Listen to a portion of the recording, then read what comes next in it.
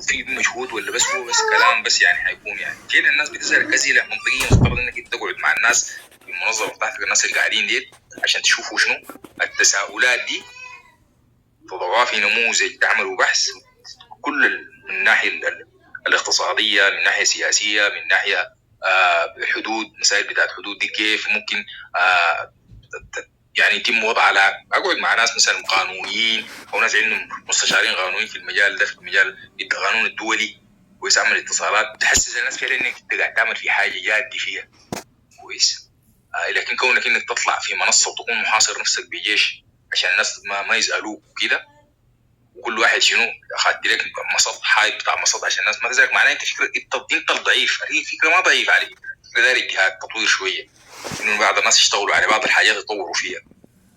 كل التساؤلات المطروحه حتم الاجابه عليها، لكن انت ما شغال في الحاجه دي اصلا. انت ممكن تكون مشغول بحاجات تانية او مشغول بقضايا تانية، يعني احنا ما عارفين هي شنو قضايا، لكن مفترض انه لو انتم شغالين في تنظيم او في منظمه، في حاجات معينه بيتم العمل عليها، بيتم العمل عليها عمل حقيقي، والناس بيكون جادين، ما بس بتيجي تقعد بس في غرفه عشان كل يوم تفتح لي موضوع في المضحكانه وكده.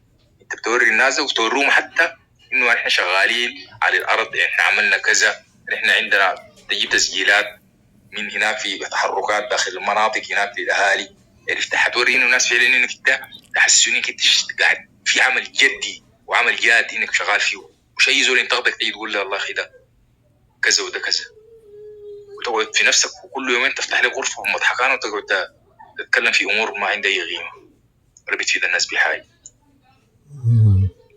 هتقعد تخط لك ناس وتحاصر نفسك، ترفع لك نفر، ارفع فلان وارفع فلان، ارفع فلان وارفع فلان، وبكره فلان ده ذاته لو قال كلام ما عجبك ثاني وحتجيبه فوق تقعدوا معك في المنصه. طيب انت فرقك شنو من زنون القاعد هنا؟ ذاك صح، فذاك هو غبي يعني، ذاك ممكن يقول يسيب لك دين، يقول كلام، انت اقعد تعيد بمارسه الاستاذيه بغباء، لكن انت قاعد تمارسها شويه بحرفنه شويه. يعني ذاك هو ذاك شنو غبي يعني. انا بصراحه بقول انه ذاك بيمارس الاستاذيه على الناس اللي معاه بغباء شديد يعني، بغباء شديد وظاهر يعني، عنده نرجسيه كبيره جدا. انت النرجسيه بتاعتك شويه ما بنفس المستوى ذاك يعني، بتحاول انك تخفيها يعني. فشنو خليك زول شنو عاقل، اشتغل، اعمل، خطط، واختفي فتره، غيب من الكلاب هاوس ده، مش كل يوم مضحكانه وشفخانه واجزخانه ما بتفيد الناس بحاجه اصلا، ما قاعد تقدم شيء. هتيجي تنشر لك بوست في الفيسبوك وتيجي تعمل لك هنا.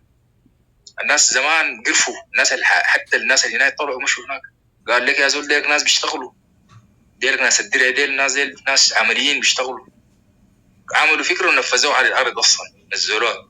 ده هيجي يتكلم هنا في الكلب هاوس كل يوم الشفخانه ولا الجزخانه، فما في فايده يعني.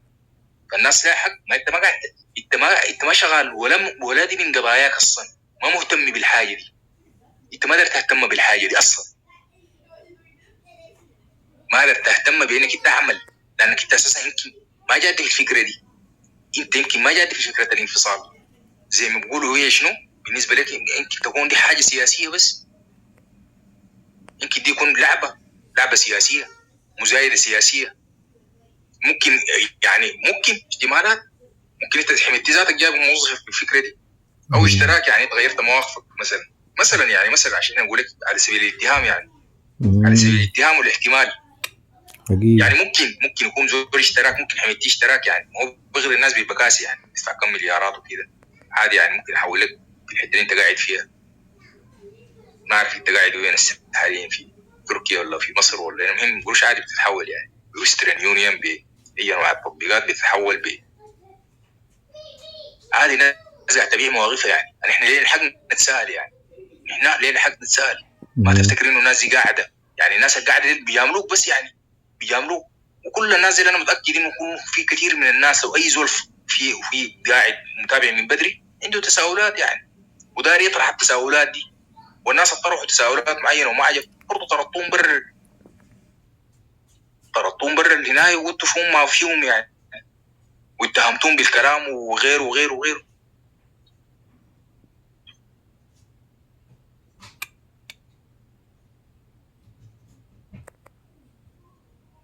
يا جماعه المنصه